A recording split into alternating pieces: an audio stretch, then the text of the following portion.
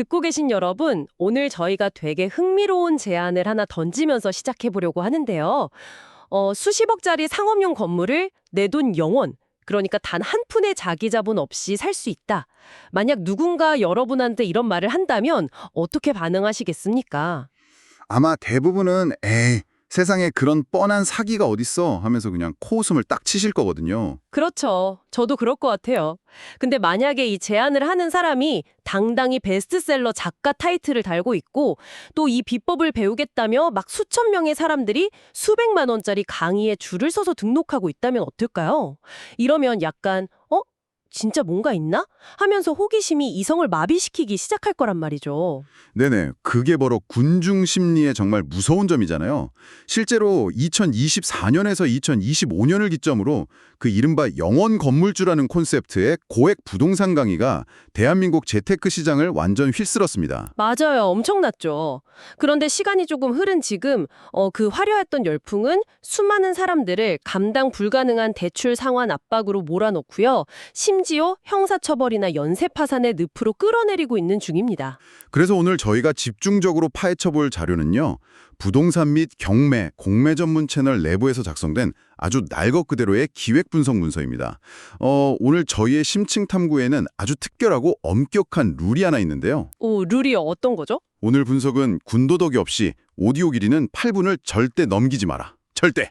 이런 초고속 고밀도 브리핑으로 진행된다는 겁니다. 8분. 네, 팩트만 빠르게 짚어내야겠네요. 네, 그래서 단순히 특정 강의를 비난하는 감정적인 폭로전이 아니라요. 도대체 이 영원 건물주 방법론이 실제로 존재하는지, 또 어떤 치명적인 전제 조건이 숨어 있는지 철저하게 팩트 기반으로 해부해 볼 겁니다. 자, 그럼 이 내용을 한번 제대로 풀어볼까요? 좋습니다. 가장 먼저 짚고 넘어가야 할 건 이 황당해 보이는 주장이 어떻게 사람들을 설득했느냐, 그 이론적 배경이거든요. 사실 이 방법론 자체가 하늘에서 뚝 떨어진 완전한 허구는 아닙니다. 아, 그래요? 실제로 금융시장에서 쓰이는 방식인가요? 네, 실전 기업금융에서 실태로 쓰이는 구조를 교묘하게 비틀어서 가져온 거거든요. 핵심은 개인이 아니라 법인을 설립한다는 데 있습니다. 듣고 계신 여러분도 잘 아시겠지만 개인 주담대는 규제 때문에 아무리 잘 받아도 40에서 70% 선에서 딱 막히잖아요. 그렇죠. 요즘 대출받기 진짜 힘들잖아요. 그런데 개인이 법인을 하나 세우고 그 법인이 상업용 건물을 사업 목적으로 매입한다고 하면 룰이 완전히 달라집니다. 담보대출이 70에서 많게는 90%까지 훌쩍 나오거든요. 잠깐만요. 들으면서 딱 떠오르는 비유가 하나 있는데요. 그러니까 이건 마치 제가 페라리를 전액 할부로 사고 싶은데 제 신용으로는 택도 없으니까 가짜 택시 회사를 하나 덜렁 차려놓고 은행 가서 이거 우리 택시 회사 영업용 차량입니다. 이렇게 우겨서 기업용 대출을 영원까지 끌어모으는 거랑 비싼 거네요? 와, 진짜 완벽한 비유입니다. 딱 그거예요. 근데 거기서 끝이 아니고요. 상황을 더 극단적으로 몰아갑니다. 단순히 건물 매입 자금만 받는 게 아니라 건물 가치를 높이겠다며 시설 자금을 받고 또 법인 운영에 필요하다며 운전자금 명목의 대출을 추가로 얻는 거예요. 아, 명목을 막 여러 개 붙여서 대출을 겹겹이 쌓는 거군요. 맞습니다. 그렇게 매입가의 90% 이상을 오직 대출만으로 덮어버리는 구조가 이론상으로는 가능해지는 거죠. 아니, 근데 현실에서 은행 심사역들이 바보가 아니잖아요. 방금 제 비유처럼 페라리를 영업용 택시라고 우긴다고 돈을 내주지 않는 것처럼 실적도 없는 깡통법인이 건물 산다고 그 수십억을 90%꽉 채워서 대출해준다는 게 현실적으로 말이 됩니까? 여기서 진짜 흥미로운 진실이 드러납니다. 당연히 은행은 바보가 아니죠. LTV 90%라는 그 어마어마한 리스크를 감수할 때는 반드시 조건이 붙습니다. 높은 법인 신용도나 아니면 원금을 무조건 보장해줄 아주 강력한 추가 담보를 요구하거든요. 아하, 추가 담보? 네, 바로 이 추가 담보라는 결정적 조건이 수강생들에게는 철저하게 숨겨져 있었던 겁니다.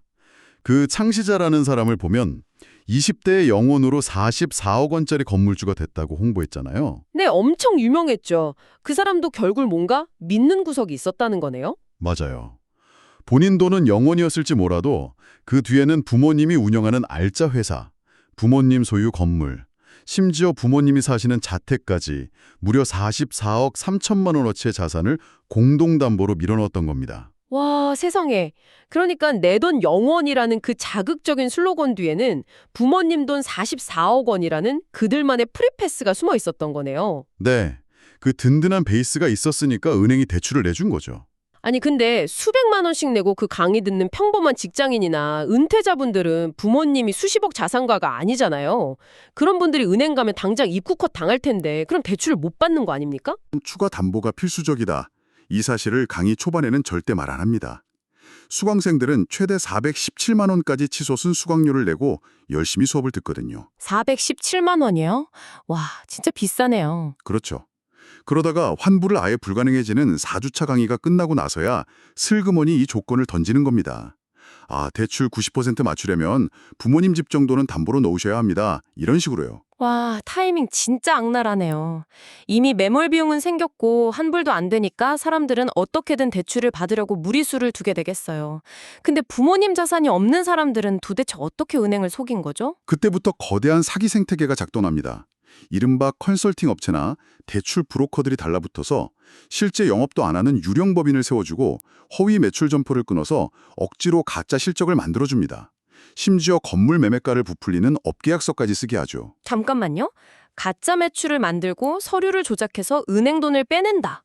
듣고 계신 여러분, 이건 명백한 금융범죄 아닙니까? 정확합니다. 실제 사업 실적 없이 서류만 꾸며서 대출받고 부동산을 매입하면 형법상 사기죄에 해당합니다. 게다가 대출액이 5억 이상이면 특정 경제범죄법, 즉 특경법에 걸려서 최소 징역 3년 이상을 받게 됩니다. 최소 3년이요? 평범한 사람들이 하루아침에 중범죄자가 되는 거네요. 네, 이 사안이 지금 얼마나 심각한 현재 진행형 이슈냐면요. 2026년 3월에 이재명 대통령이 직접 나서서 이 법인 사업자 대출 용도 외 유용 사기에 대해 아주 강력한 경고 발언을 했습니다. 저희가 특정 정치 진영의 입장을 개변하는 게 전혀 아니고요. 네네, 팩트만 짚는 거죠. 맞습니다. 국가 최고 권력자가 나서서 단속을 지시할 만큼 이 허위 대출 사태가 국가 금융 시스템을 흔드는 매우 중대한 위협이라는 팩트를 말씀드리는 겁니다. 근데 여기서 반론을 하나 제기해 볼게요. 은행에 적발돼서 당장 갚으라고 압박이 오면 무섭긴 하겠지만 그냥 샀던 건물 다시 팔아서 갚으면 되는 거 아닌가요? 손해 좀 보더라도? 왜 가족 전체가 연쇄 파산한다는 건지 그 연결고리가 조금 이해가 안 갑니다. 이걸 큰 관점에서 연결해 보면요. 상가 건물의 잔혹한 특성을 아셔야 합니다. 상가는 아파트랑 달라서 오늘 내놓는다고 내일 안 팔리거든요. 돈이 없어서 못 갚으면 은행은 건물을 임의 경매로 바로 넘겨버립니다. 아, 강제 처분 절차로 들어가는 거군요. 네. 근데 LTV 90%씩 꽉꽉 채워서 거품이 낀 상가는 경매에서 보통 2회 이상 유찰되거든요. 그러면 감정가의 50% 이하, 말 그대로 반토막이 나서 낙찰됩니다. 와, 머릿속으로 계산이 딱 되는데요. 서류 조작해서 10억짜리 건물을 샀고 은행에서 9억 빌렸는데 이게 경매 넘어가서 반값인 5억에 낙찰됐다. 그럼 은행이 일단 그 5억을 가져갈 텐데 못 받은 나머지 4억은 어떻게 되는 거죠? 그 4억 원 이상의 빚이 고스란히 본인의 악성 채무로 남는 겁니다. 자기 투자금은 다 날리고요. 여기서 더 끔찍한 건 만약 대출 맞추려고 부모님 집까지 공동담보로 넣었다면 은행은 그 4억 받으려고 부모님 집까지 가압류 걸고 경매로 넘겨버립니다. 아, 출구 없는 완벽한 레버리지에 덧치네요. 진짜 도미노 파산 맞네요. 근데 이런 엄청난 리스크가 있는데도 무려 2,000명이나 되는 사람들, 누적 1,000억 원의 돈이 몰렸다는 거잖아요. 도대체 어떤 마법을 부린 거죠? 이 재테크 강의 파리들이 쓰는 아주 전형적인 4단계 영업 공식이 있습니다. 1단계는 책을 내고 언론 인터뷰를 하면서 신뢰를 확보하는 겁니다. 2024년 3월에 베스트셀러에 오르기도 했죠. 책까지 냈으니 당연히 믿었겠네요. 2단계는요? 2단계는 무료 강의로 시작해서 수백만 원대 유료 강의로 사람들을 끌어들이는 겁니다. 타이탄 클래스에서 나중엔 클래스 어라운드로 옮겨가며 단가를 높였죠. 그리고 아까 말씀드린 3단계, 환불 불가 시점에 뒤늦게 핵심 조건을 던집니다. 부모님 담보 같은 독소 조항을 그때 공개하는 거군요. 네, 그리고 대망의 4단계, 문제가 터지면 대형 로펌 끼고 민형사 소송을 걸어서 시간을 끕니다. 그러는 사이 소액 건물주 같은 다른 이름으로 간판만 바꿔 달고 또 영업을 재개하는 거죠. 들으면서 진짜 화가 나는 포인트가 하나 있는데요, 여러분. 금감원 발표에 따르면 이런 핀플루언서 사기 피해자의 70.6%가 50대에서 60대입니다. 1인당 평균 피해액이 1억 8천만 원이에요. 누군가의 피 같은 퇴직금과 노후 자금이 완전히 파괴되고 있다는 겁니다. 맞아요. 그래서 합법과 불법의 경계를 아주 명확히 하셔야 합니다. 정상적인 법인이 실제 재무제표로 대출받는 건 문제 없습니다. 그러면 불법의 기준은 뭔가요? 내 자신에게 이 질문을 던져보시면 됩니다. 그 컨설팅 업체가 꾸며준 허위 매출 자료가 없었더라면 과연 은행이 대출을 승인했겠는가?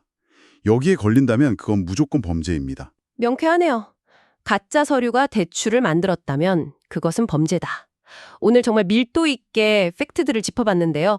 들으시는 분들이 좋은 지식을 선별하는 기준, 팁 하나 주실 수 있나요? 진짜 실력 있는 방법론은 화려한 성공 사례를 늘어놓는 게 아닙니다. 이 방법이 어떤 조건에서 실패하는지 그 리스크와 출구 전략을 먼저 알려주는 강의를 들으셔야 합니다. 성공만 말하는 자를 피하고 실패의 조건을 말하는 자를 믿어라. 좋습니다. 오늘 8분이라는 짧은 시간 안에 강의의 함정을 정말 밀도 있게 파헤쳐 봤는데요. 여기서 심층 탐구를 마치기 전에 듣고 계신 여러분께 마지막으로 도발적인 질문 하나 던지고 싶습니다. 오, 어떤 거죠? 이름뿐인 법인, 부풀려진 재무제표, 위장된 사업 목적, 이렇게 허술한 서류만으로 무려 2,000명이 수십억 원의 기업 대출을 끌어다 쓸 수 있었다면 애초에 은행의 대출 심사 시스템 자체에도 거대한 구멍이 뚫려 있던 것은 아닐까요? 진짜 사업을 하려는 사람들에겐 한없이 높은 은행의 문턱이 왜 이런 부동산 투기판 앞에서는 이토록 쉽게 열렸던 걸까요? 여러분은 어떻게 생각하시나요? 오늘 심층 탐구는 여기서 마치겠습니다.